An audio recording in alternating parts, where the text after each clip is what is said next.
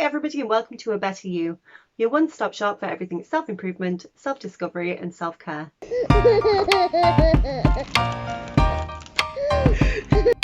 I'm Emily, and today I'm going to talk to you about language learning burnout. Language learning burnout is when you have just had enough of learning languages. You're finding it a struggle to keep up with your daily habits. You're finding it a struggle to motivate yourself anymore, to really keep up with that consistency and that practice. You might have hit, for example, the intermediate plateau. You might just be a beginner but find it frustrating, especially if, for example, you've got a new alphabet.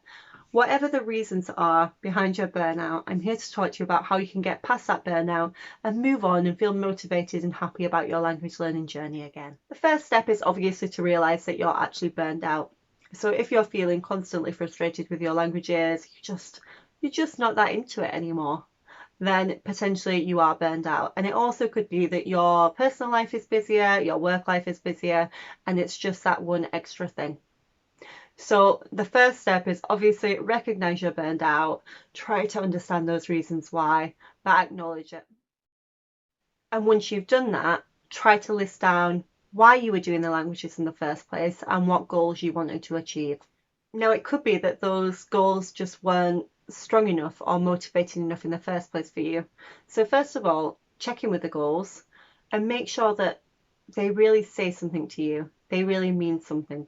It may be that you've picked the wrong language for you. It may be that you're just not that into it, really, and it's not that anything else is tiring you out with it. But if the goal still speaks to you, if it's still worthwhile, then we'll work with that goal onto the next steps. The next step is to list down what you're doing to actually learn the language. So list down your activities. So for example, if you use a particular workbook or an app or you watch a particular TV show, list down those activities. And from those activities, list down which ones are causing you the most pain. Potentially it's just an activity that's actually causing some of that burnout, particularly if it's a very challenging activity or if it's one that just doesn't speak to you, that you just don't find that interesting. Next, consider of those activities which are actually helping you get to your goal in the strongest way. If something is not helping you get towards the goal, stop doing it. However, if something is useful and it is getting you towards your goal, but you're finding it very stressful, then think about ways that you could reduce that activity. So for example, if you're reading a native level book and you're reading 10 pages a day, reduce it down to 5 pages a day. You could also give yourself weekends off or reduce your goals for the weekend. And again, this just gives you a bit of a break. It just acknowledges the fact that, we can take this in a nicer way, we can take this in a more relaxing way, and you don't need to be driving it forward in that full and challenging way every day. You could have some of your days that are more passive days where to learn your languages, you just watch a TV show in that language. On that front, it's important to acknowledge what else is going on in your life and what else can happen on different days of the week, on different times of the day, on different months of the year. And if you've got a particular busy period in your life that you know is going to be there, then heavily reduce what you're doing for those languages. So you can still be revising what you already know, you can still be kind of progressing yourself a little bit, but if you're already facing a lot of intense pressure elsewhere, then just reduce it for that month and you can always increase it again as your life becomes easier and calmer. And finally, consider if your goals are actually realistic. Now, it could be that you set an extremely stretching date and time for when to complete the goal. So for example, I want to be fluent in my target language by 3 months' time. That's just not going to happen, being really frank with you.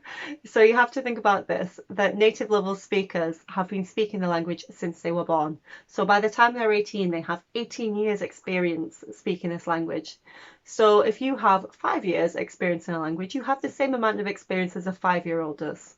And so obviously you're not going to get to that level of fluency that quickly. And this is really important to really keep ourselves in check and really make sure that we are being realistic. Language learning should be fun, it should be enjoyable, it should be something that you can spend time doing and actually enjoy that time. If you're setting too strong goals, if you're setting too high goals, then you won't enjoy the time. And so it's worthwhile just checking in with yourself, making sure that your goals are realistic, and potentially even making sure that your goals are not time bound, or that you have, for example, 3 months leeway in those time bound goals. It's more important that you keep going than you reach a goal at a specific time. And if you burn out and stop doing it, then you won't reach the goal at all. So definitely do check in with yourself, check in with your goals, and make sure that they're realistic and achievable for you. With all that said, hopefully you can move past the burnout, even if it's just by just watching some TV in your target language for the next few weeks. Instead of pressuring yourself, allow that to be what you're doing for a little while until you refine that enjoyment in the language. I wish you all the best with your language learning journey, and please do let me know if you are feeling burned out or if you have ever felt burned out with your language learning journey and how you took yourself past that plateau, again to help our audience if they're in that state. Thank you very much for watching. Please do share the video with anybody that might find it useful, like it, and do subscribe for more language learning content in the future.